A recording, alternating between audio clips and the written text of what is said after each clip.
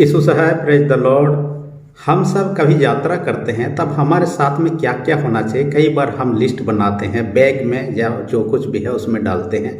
कपड़ा कितना होना चाहिए हमारे साथ में, टॉर्च होना चाहिए नहीं, खाने के लिए क्या चाहिए, या तो पानी बोतल चाहिए। कई सारी चीज़ों को हम देखते हैं, लेकिन टिकट चाहिए, कई सारी चीज़ चाहिए।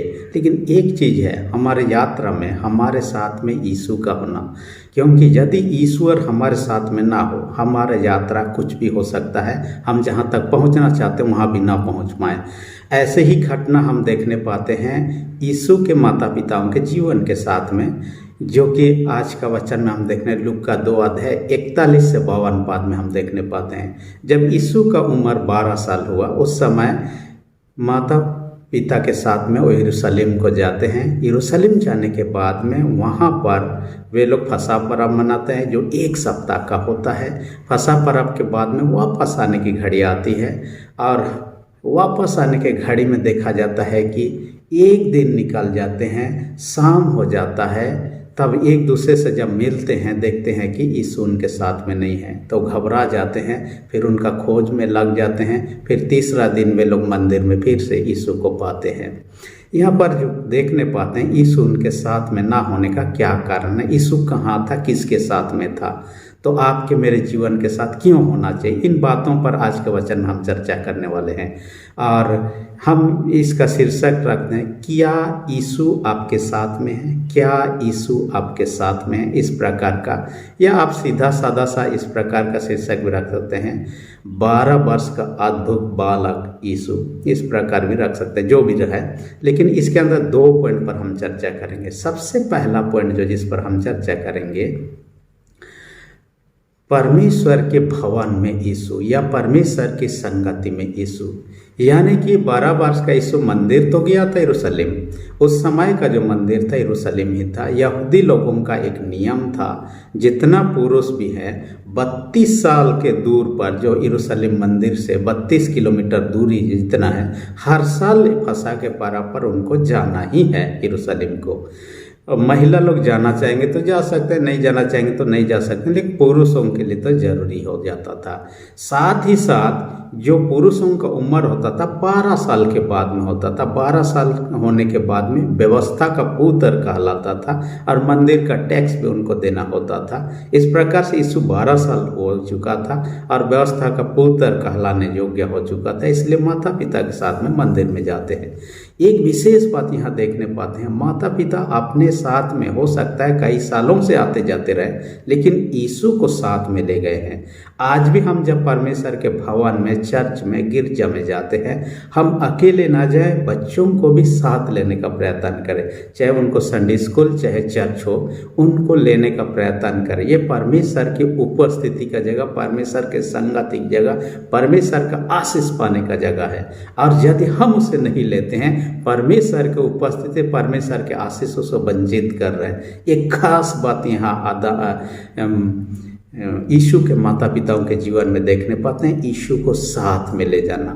अपने माता पिता जो भी हैं उनसे यही मैं कहना चाहूँ, अपने बच्चों को भी साथ में लेने का प्रयत्न करें, चाहे चर्च में, संडे स्कूल में, प्रभु का संगति, सहभागिता में, भवन में, ताकि उनके साथ में उनका लगाव बना रहे।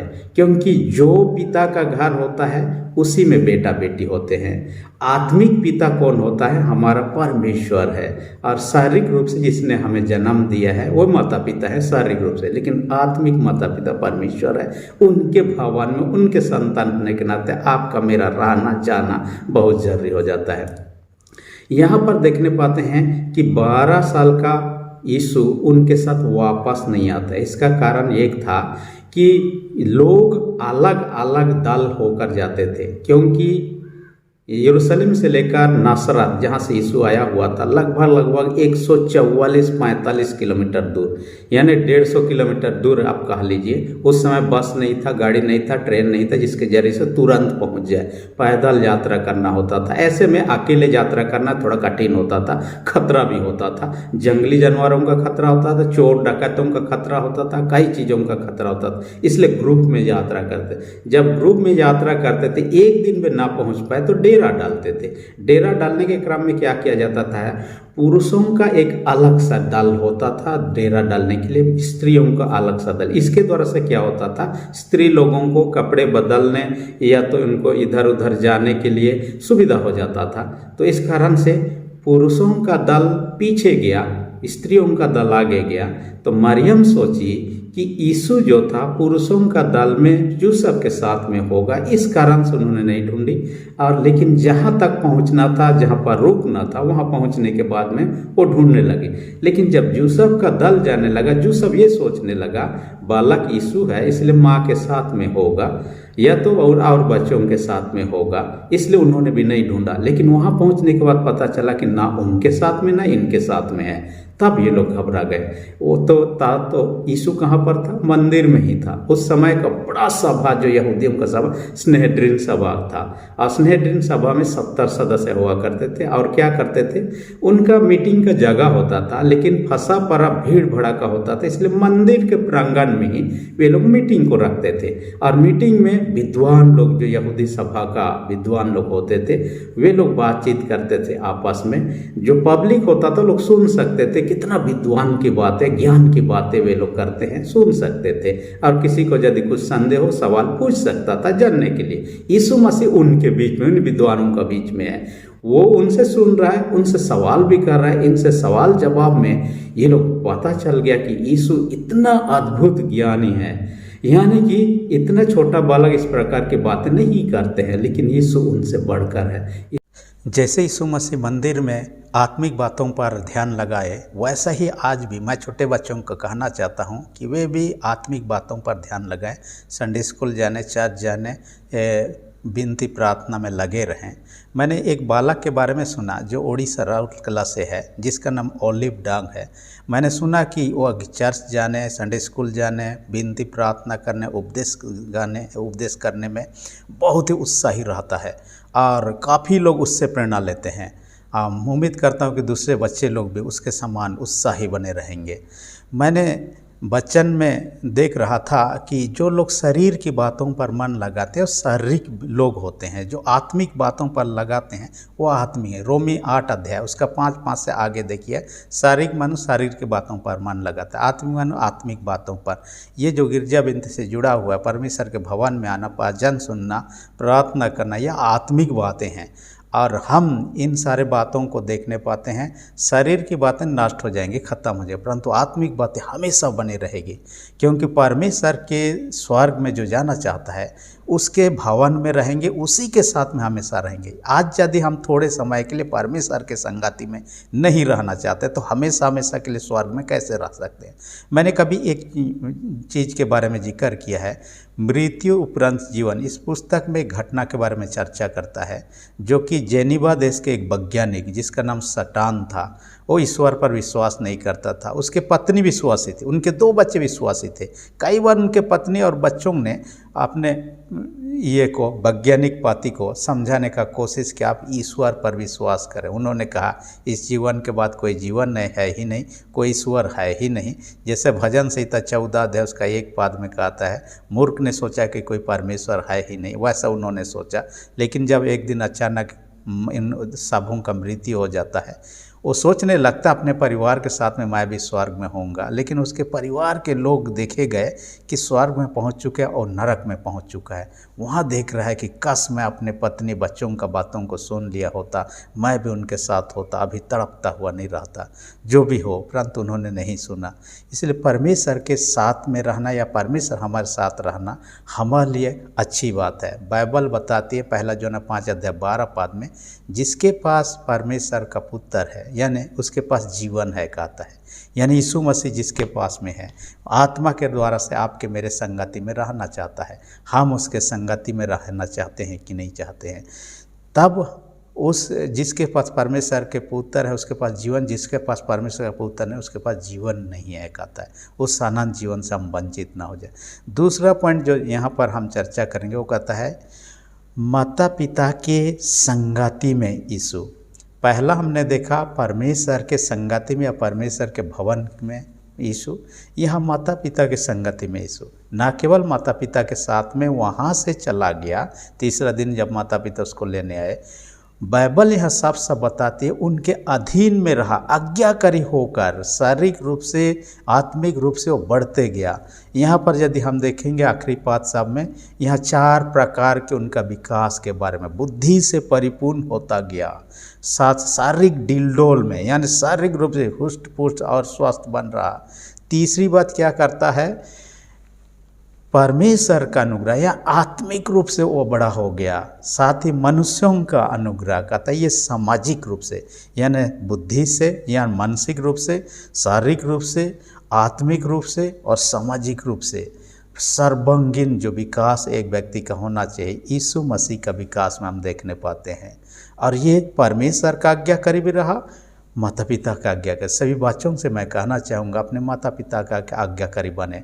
माता पिता का आज्ञाकारी बने बिना हम परमेश्वर का आशीष से वंचित हो सकते हैं। इस कारण से हम माता पिता के अधीन रहे, हमारे भलाई के लिए चाहते हैं, हमें मार्गदर्शन करते हैं।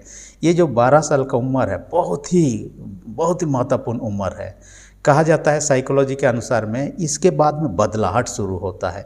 इसके साथ ही ये उम्र के बाद में क्या होता है, टीन एज शुरू होता है, किशोर अवस्था। इसमें शारीरिक बदलाहट आता है, सोच विचार में भी बदलाहट आता है। इस कारण से माता पिता से भी मेरा यही कहना है, जैसे बच्चे छोटे बच्चे होते हैं उनको धमकाते हैं, पीटते हैं, उसके अलावा इस उम्र के बाद में जैसे बड़े होते हैं हमें उसके साथ में एक फ्रेंडली दोस्ताना रिश्ता के साथ में उनको समझाने, उनको अगुवाई करने का तरीका सब सोचना चाहिए, बजाय कि पहले जैसे। क्योंकि इसके बाद में उनमें बदलाहट आता है, इंडिपेंडेंटली सोचने लगते हैं कई सारी चीज़ों में। ऐसे मैं बीते दिन में एक घटना के बारे में पढ़ रहा था, और वो घटना क्या था, एक परिवार में एक बालिका का जन्म होता है, एक बेटी का जन्म। बेटी जन्म से कई परिवार लोग खुश नहीं होते हैं, खासकर कुछ संप्रदाय के लोग ज़्यादातर। वैसा ही है, एक परिवार में बेटी जन्मी तो वह लोग नाखुश हुए। जैसे 1.5 साल हुआ, थोड़ा बहुत बातचीत करना सीख गई और खाना पीना खुद से करना, उसको एक रूम में बंद कर दिया और उसको निकालने ही ना दे, सिर्फ उनको खाने के लिए दिया जाता था।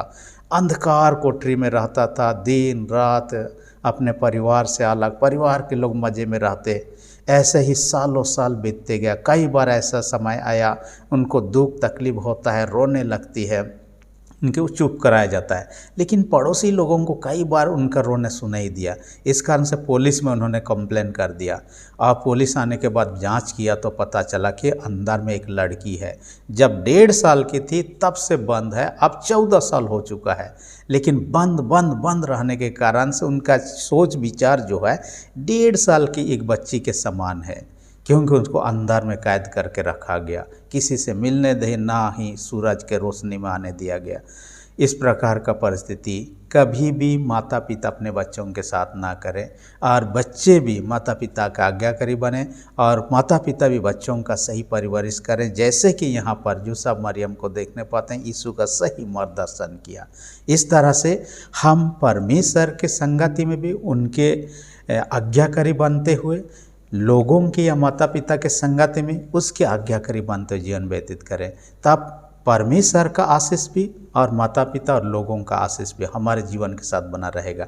तब हमारा जीवन धन्य जीवन होगा, परमेश्वर की महिमा का जीवन। परमेश्वर वचन के सबों को अधिक से आशीष दे, आमीन। हम प्रार्थना, सेनाओं के जीत पिता धन्यवाद देते हैं। आज के वचन का हमसे बात है कि हर एक सुनने वाले छोटे बड़े सबों को स्वर्गीय आशीष से भर दे। हर एक कोई आज्ञाकारी बने रहे तेरे संगति में, और एक दूसरे के संगति में हम जीवन व्यतीत करें। इस निमित्त अगुवाई कर। जो लोग बीमार उनको तेरे हाथ में रखते यीशु के नाम से चंगाई दे। जो लोग पिता विश्वास में कमजोर के विश्वास को दृढ़ मजबूत कर। प्रार्थना यीशु के नाम से मांगते हैं, आमीन। यदि अब तक आपने मेरे चैनल को सब्सक्राइब नहीं किया, रेड बटन को प्रेस करके सब्सक्राइब कर दीजिए। वीडियो अच्छा लगे तो लाइक बटन को भी दबा दीजिए।